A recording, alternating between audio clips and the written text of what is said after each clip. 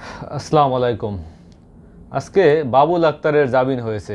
আপনারা ইলিয়াস হোসেনের সেই বিখ্যাত রিপোর্টের মাধ্যমে আপনারা দেখছেন যে কীভাবে বনজ কুমার এই সাহসী পুলিশ অফিসার বাবুল আক্তারকে নিজ স্ত্রী হত্যার দায়ে ফাঁসিয়ে দীর্ঘ 3 বছর 7 মাস তাকে জেল খাটিয়েছে এবং এই মুহূর্তে আইসা তার সেই রিপোর্টের বিনিময়েই আজকে জামিনে মুক্তি পেয়েছে এবং তিনি তার রিপোর্টে খুঁটিনাটি একেবারে সব কিছু সুস্পষ্টভাবে মানুষের চোখে আঙুল দিয়ে দেখিয়ে দিয়েছেন যে এই পুলিশ অফিসার বাবুল আক্তার নির্দোষ। তিনি তার স্ত্রীকে হত্যা করেন না, তিনি কোনো পরকীয়ার সাথেও জড়িত না এবং তার বিরুদ্ধে কোনো সুনির্দিষ্ট অভিযোগও নেই এবং তার বিরুদ্ধে কোনো সাক্ষীও নেই। অথচ এই আওয়ামী ফ্যাসিস্ট সরকারের আমলে এই মামলাটাকে যেভাবে আপনার ভুল তথ্য দিয়ে বাংলাদেশের মানুষের কাছে উপস্থাপন করেছে, তখন আমাদের কাছে মনে হয়েছে যে বাবুল আক্তার বা বাংলাদেশের সমস্ত মানুষের কাছে মনে হয়েছে যে বাবুল আক্তার একজন নৃশংস হত্যাকারী, তিনি লোক দিয়ে নিজের স্ত্রীকে হত্যা করিয়েছেন পরকীয়ার জেরে, এভাবেই উপস্থাপন করা হয়েছে। বাংলাদেশের একটা টিভি চ্যানেল, মিডিয়া, পেপার, পত্রিকা এই দায় কি এড়াতে পারেন? তারা কি আসলে কোনোভাবেই কি এই ইনভেস্টিগেশনটা করতে পেরেছেন বা করতে চেয়েছিলেন কি না আদৌ? এবং তাদের কাছে কি সুনির্দিষ্ট কোনো তথ্য আছে? কেন তাদের কাছে নাই? কারণ তারা যে জায়গায় টাকা পয়সা আছে, যে জায়গায় গেলে একটু ভিউ পাওয়া যাবে, যাকে ডাকলে, যার ইন্টারভিউ নিলে চ্যানেলে র্যাঙ্ক বাড়বে, এই ধরনের সব কিছু নিয়ে তারা ব্যস্ত ছিল এবং সরকারের তোষামোদি করে আসতেছিল।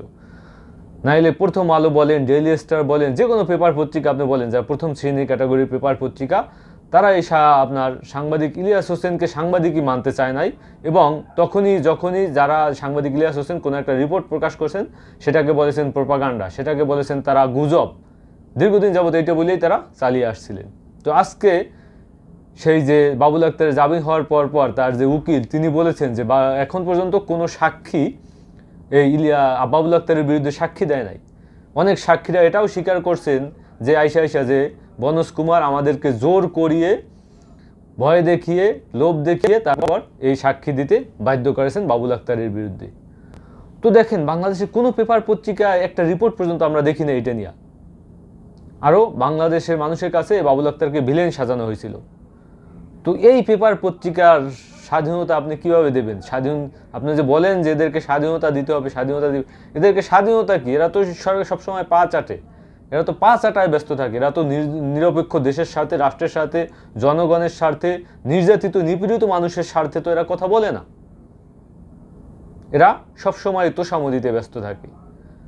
এই প্রথম আলো, ডেইলি স্টারের বিরুদ্ধে যে রিপোর্টগুলো দেখিয়েছে ইলিয়াস হোসেন, আপনি এর ভুল তথ্য আপনি প্রমাণ করতে পারবেন? আপনার কাছে যদি সুনির্দিষ্ট তথ্য থাকে যে না, প্রথম আলো, ডেইলি স্টার ইজ রাইট, আপনি তথ্য প্রমাণ দিয়ে সামনে দাঁড়ান। কই, আপনি তো পারতেছেন না। আপনি তো কোনোভাবেই তার কোনো তথ্যের, তার কোনো কথার আপনি জবাব দিতে পারতেছেন না। এই যে আপনার আসিফ নজরুল স্যার, তিনি আইসা কি বললেন যে এতটা অভিযোগ তোলে, এটা তো কল্পনার বাইরে, মানুষ কল্পনা কিভাবে করে? তো কল্পনা এই জন্যই করে, আপনি তো আপনার কাজের মাধ্যমে আপনি তো সেটাই প্রমাণ করছেন। ইলিয়াস হোসেন যে সত্য, সেটা তো আপনি আপনার কাজের মাধ্যমে প্রমাণ করছেন। আপনি গতকালকে দেখলাম সাংবাদিক সেই মুন্নি শাহ গ্রেপ্তার হয়েছে, 6 ঘন্টা পর তাকে ছাড়িয়ে দিতে বাধ্য হয়েছেন। কার ফোন কলে তাকে ছাড়িয়ে দেওয়া হয়েছে? তিনি তো আসামি, তিনি হত্যা মামলার আসামি, চাঁদাবাজি মামলার আসামি, বিভিন্নভাবে তিনি বিভিন্ন মামলার আসামি সহ তিনি স্বৈরাচারের যে তোষামোদিতা, সেটা তো বাংলাদেশের মানুষের কাছে সুস্পষ্টভাবে প্রমাণিত। সেই যে পিলখানা হত্যা নিয়ে আপনি তো কথা বলতে পারেন না। পিলখানা হত্যা নিয়ে সাংবাদিক আপনার ইলিয়াস হোসেন যে তথ্যগুলো তুলে ধরছেন, সেটার জবাব তো আসিফ নজরুল দিতে পারেন না। তিনি সেটাকে এড়িয়ে কেন গেলেন?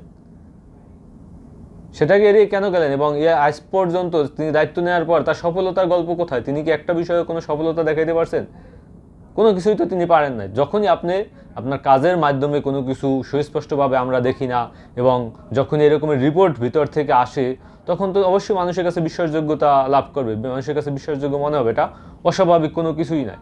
আর ইলিয়াস হোসেন একেবারে আপনার যে গুজব সাংবাদিকতা করে, এটা আপনি বলতে পারবেন না, কারণ তার কাছে সুনির্দিষ্ট তথ্য প্রমাণ আছে, সেটা দিয়ে তিনি তুলে ধরেছেন। এই যে আপনার জেডাই খান পান্নার ব্যাপারে যে তথ্যগুলো তুলে ধরেছেন, এটা কি মিথ্যা? এটার জবাব আপনি কীভাবে দিবেন? হয়তো তার বিরুদ্ধে অ্যাকশন নেবেন, নয়তো তাকে ইনভেস্টিগেশন করবেন, তাকে অ্যারেস্ট করবেন, তারপর তাকে জিজ্ঞাসাবাদ করবেন। আপনি কোনো কিছু করতে পারছেন? পারেন নাই, আপনি পারবেন না।